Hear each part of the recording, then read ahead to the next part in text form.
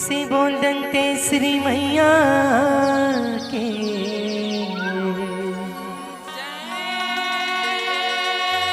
प्रेम से बोल शीतला मैया के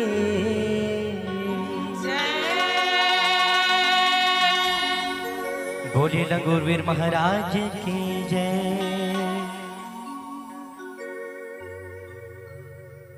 मैया के सिर जे मुरैया रतनपुरवो रैया रतनपुरवो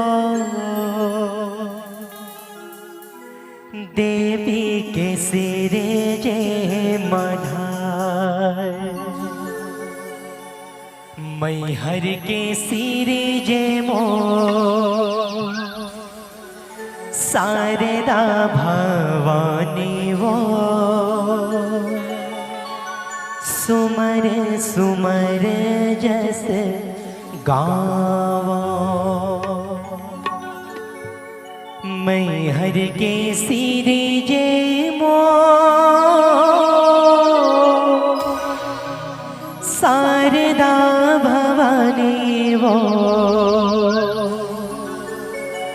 सुमर सुमर जस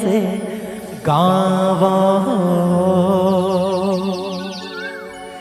ये सोनकाई कला समोर दिया नाय वादिराए जगमग जगमग जले दिन राती हो जी हम माया जी विराजे हो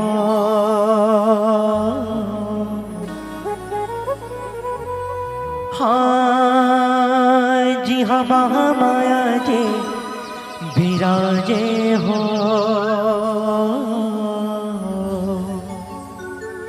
जोरे है 33 कोटि देवता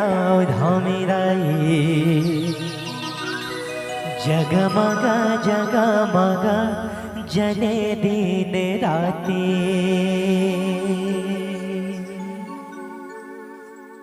बोले महादेव की जय।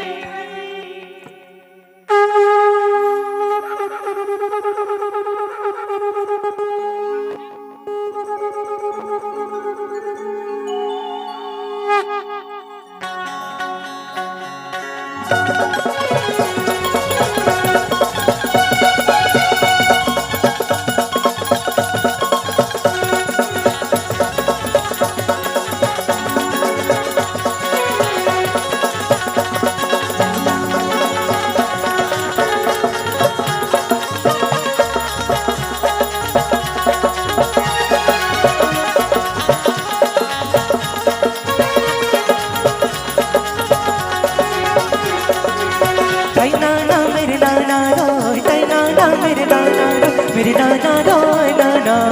ना मेरे नाना रो ना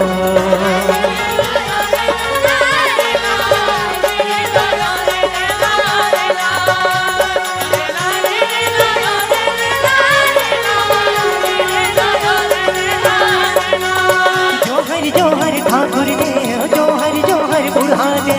जोहरी लागो में तोला जोहरी लागो में तोला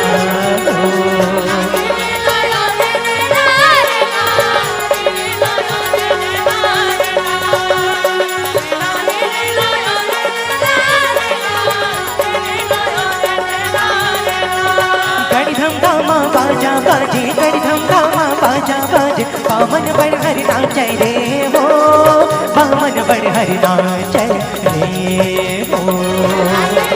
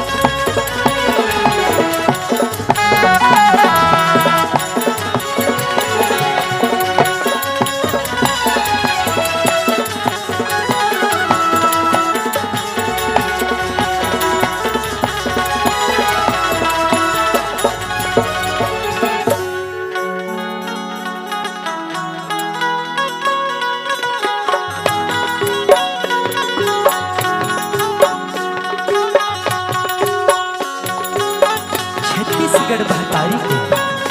पूरा मन से ये पावन ग्राम गिरगी की पावन भूया में विराजमान यहाँ के 33 कोटि देवी देवता मंडा ये सभा में विराजमान जम्मोदाई दीदी और हमारे भैया संगवारी मंडा ये हमारे जय मां सरस्वती बस्तरिया से उप परिवार ग्राम हैदर कोड़ो बड़े दिलगार छुरिया जिला राजनांदगांव छत्तीसगढ़ के ढाले आप जम्मू झंडा कोटि कोटि नमन है, कोटि कोटि नमन है। बहुत ही सुंदर पावन अवसर मां शीतला के आज हम सब जुड़वा स्मराकर जिन्हें ये हमारे छोटे छोटे अबोध बालक लड़का बना आप जम्मू झंड परम सम्मान्य विद्वान के सम्मुख हम प्रस्तुति करेंगे। आज सु अवसर प्रदान होए, सौभाग्य प्रदान होए। तो आओ आप जम्मू पैसा जुड़ चलकर हमारे नाचो बस्तरिया ग्रुप के साथ संगवारी हो ये अबोध बालक मंडल कोनो भी प्रकार से गलती हो तेरा अपन कोरा के मयारो लड़का समझ के